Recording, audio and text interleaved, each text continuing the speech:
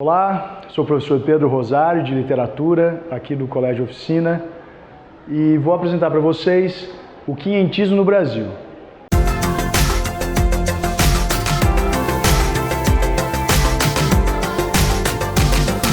Muito bem, o quinhentismo no Brasil é a literatura primeira que a gente tem feita aqui no país.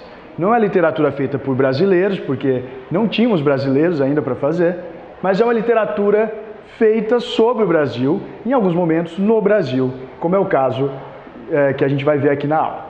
O que precisamos saber do quinhentismo no Brasil? Primeira coisa, o quinhentismo vai ser exatamente o século XVI, no momento em que o Brasil é descoberto ou achado, sabe-se lá como que se utiliza, mas esse momento em que os portugueses chegam aqui no Brasil, a gente vai ter também uma literatura para esse momento. E a literatura que a gente tem, na verdade, se divide de duas maneiras. A primeira é a literatura de informação. Então, é aquela literatura que tem só um caráter informativo. É aquela literatura feita pelos primeiros navegantes que aqui chegaram para poder informar sobre o país. É uma literatura que vai apresentar toda a situação em que eles vão encontrar no Brasil, os habitantes que aqui já estavam, como os índios, vai apresentar um pouco a matéria-prima que eles poderiam tirar daqui do país e levar para Portugal, vai apresentar se tem ouro, se a terra é boa, como diria o Pero Vaz de Caminha, que é o mais famoso escritor desse momento, que escreveu uma carta para poder falar sobre o país para o rei. Ele vai dizer que aqui se plantando tudo dá, ou então vai falar dos seus índios que estavam completamente nus e como era a vida aqui no país. Então, a ideia, na colônia no caso, a ideia aqui da literatura de informação é simplesmente de caráter informativo, apresentar o que se passava aqui na colônia que acabou de ser descoberta, tentando dar esse panorama para o rei, tentando mostrar como aqui seria um bom local para tirar matéria-prima para se colonizar. É importante lembrar, na literatura de informação, uma questão que vira e mexe aparece no Enem, aparece em alguns outros vestibulares, que é a questão da intertextualidade, ou seja, a questão dos diálogos textuais, como esse texto de informação, principalmente a Carta de Pero Vaz de Caminha, vai dialogar com outros textos. No caso, é importante lembrar principalmente da intertextualidade feita desse momento com o modernismo, na figura principalmente de Oswald de Andrade.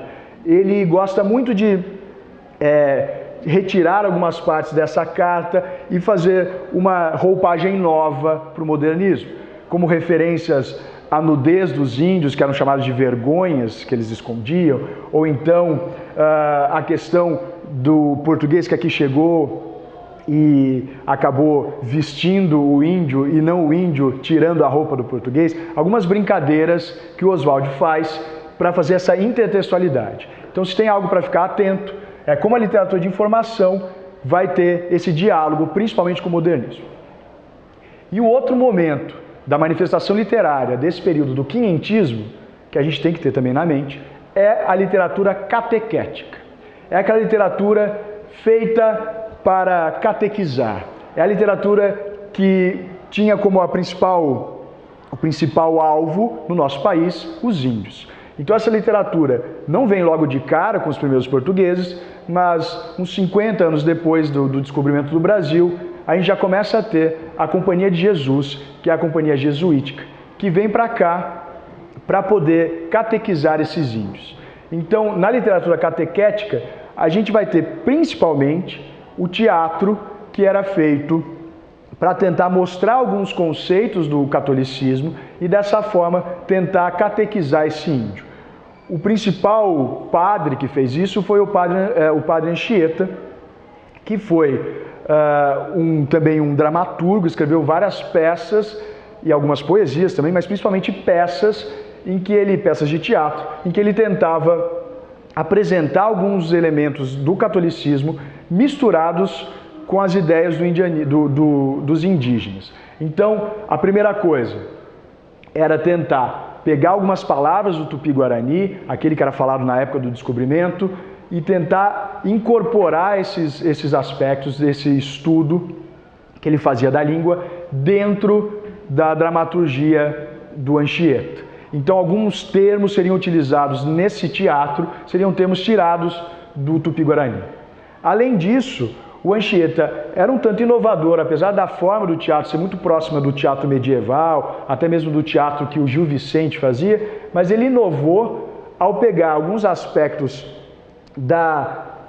elementos indígenas, aspectos da vida desses índios e tentava colocar isso dentro das encenações. Muitas vezes ele colocava o índio para encenar a peça.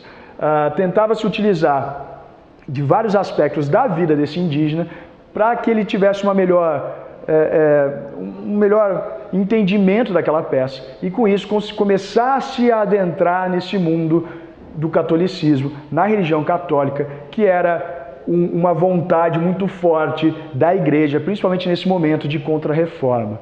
Então, se tiver que lembrar de algo importante aqui, é que no quinhentismo do Brasil temos dois tipos de manifestações literárias. Nenhuma feita por brasileiros, nenhuma feita com aspectos ligados àquilo que a gente chama de uma literatura criativa, uma literatura inovadora. O que temos, na verdade, é a literatura de informação, a literatura que vai trazer aspectos informativos do Brasil e a literatura catequética, que traz, principalmente no teatro, uma forma de catequizar os índios brasileiros. É isso aí.